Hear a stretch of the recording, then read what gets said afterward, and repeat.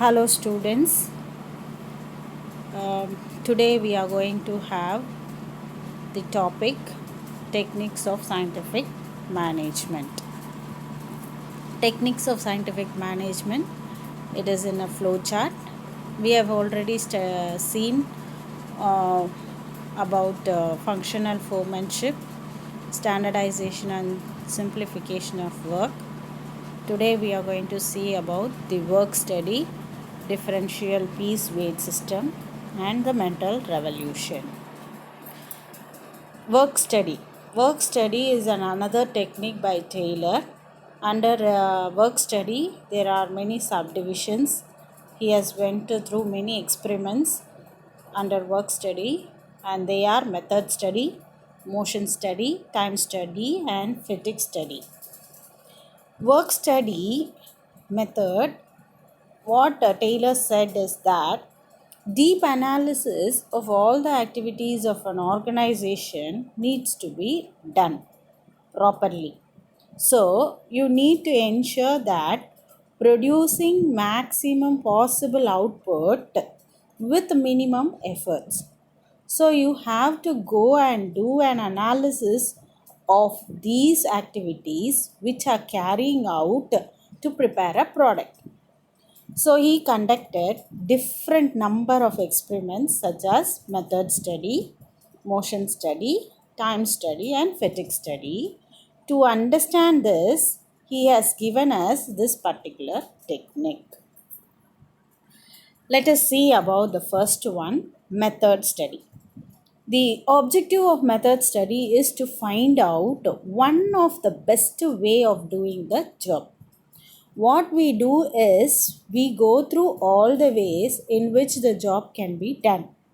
For example, let us say my job is to take a chair and put it at the other corner of the room. Now there are different ways. Imagine the room is in a square shape, and from one end I need to put the chair to the other end.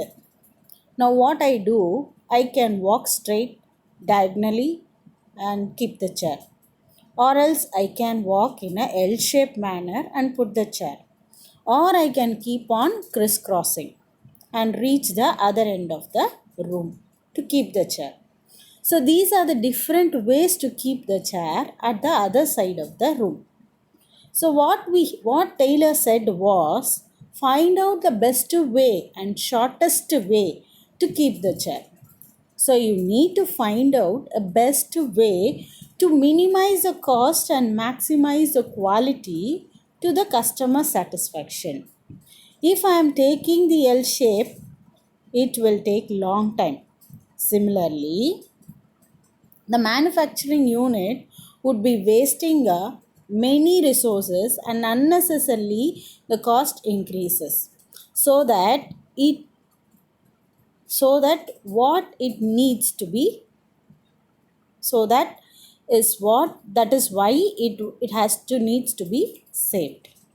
So what he said in this method is the quality of the products gets enhanced and the customer satisfaction also will improve. So through this method we can improvise the customer satisfaction, and it eliminates the wastage of materials. Next we'll move on to the motion study.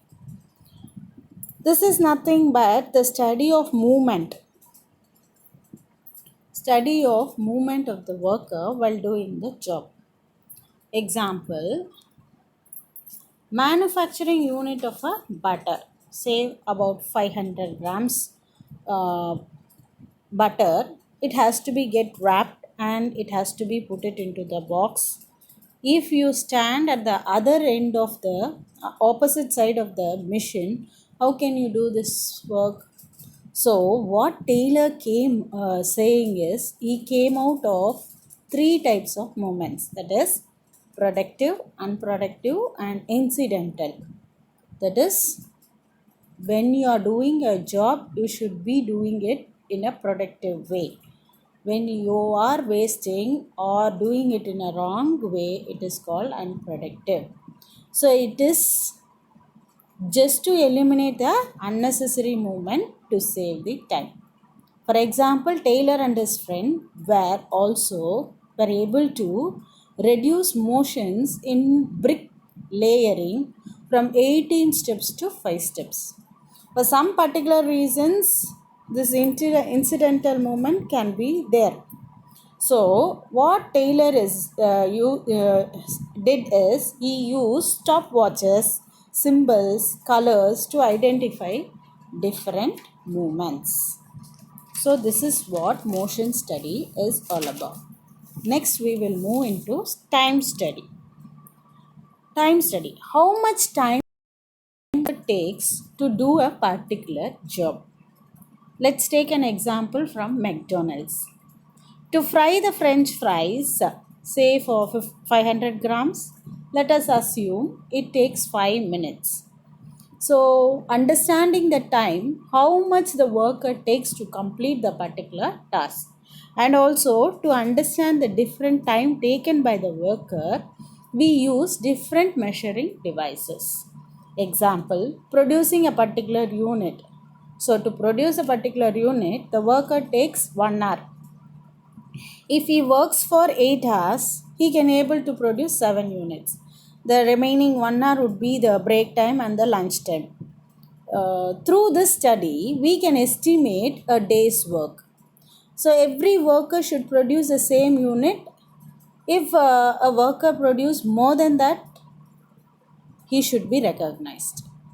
And if he produces less than that, you should understand what is the reason.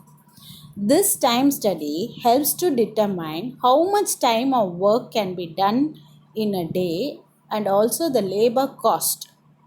Example, if my target is to have 400 units per month, so I can estimate accordingly how much labors and the time is needed for it. So that is what time study is all about. Let's move on to the fatigue study. Fatigue study is nothing but amount and frequency of rest intervals to be given to workers to complete a task. Example, now we have understood in time study that a worker can do 7 units in a day.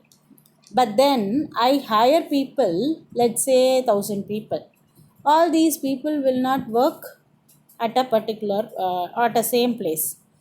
They work at different places. In one unit, 200 people can work. So if one unit does not produce according to the target, fatigue study will help them to find the reason. What is the problem in that particular unit? It also helps to regain the stamina of the workers.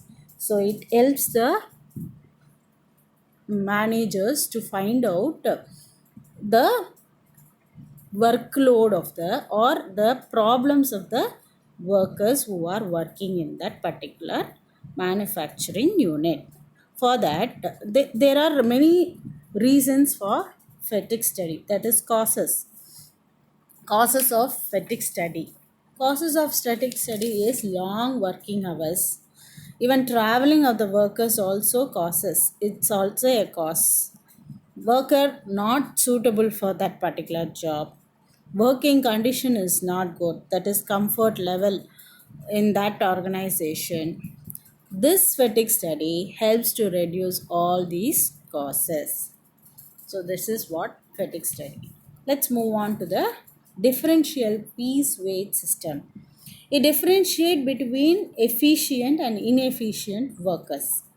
Example, if worker produces more than the given task, he is efficient. If the worker produces less than the given task, he is inefficient. So, in this next slide, you will be seeing to be more efficient, the worker has to be rewarded with the wages and the salary. And this efficient is the result of joint effort of a manager and the workers. So the manager should keep on encouraging the workers by giving incentives through their performance based. They have to give them the bonus or the incentives. So here you can see the person who are being recruited They has to be get trained, and after getting trained, we have to get work done and appreciate them. This leads to great efficiency and prosperity. So this is a cycle. So you'll be having a better understanding seeing in this slide. Next, we move on to the mental revolution. Taylor was in the era of industrialization, and the workers are really not in a par with the managers. What people thought was workers did not have the efficiency and talent to advise the managers and give suggestion. So he called for the mental revolution. So Taylor called it for mental revolution, saying that the attitude of the worker and the management should change. Both should understand that they require one another and respect each other. So the main aim is to increase the surplus of the organization. These are the techniques of scientific management. So in the next class, we will see about the next topic. Till then, see you all. Bye. Thank you.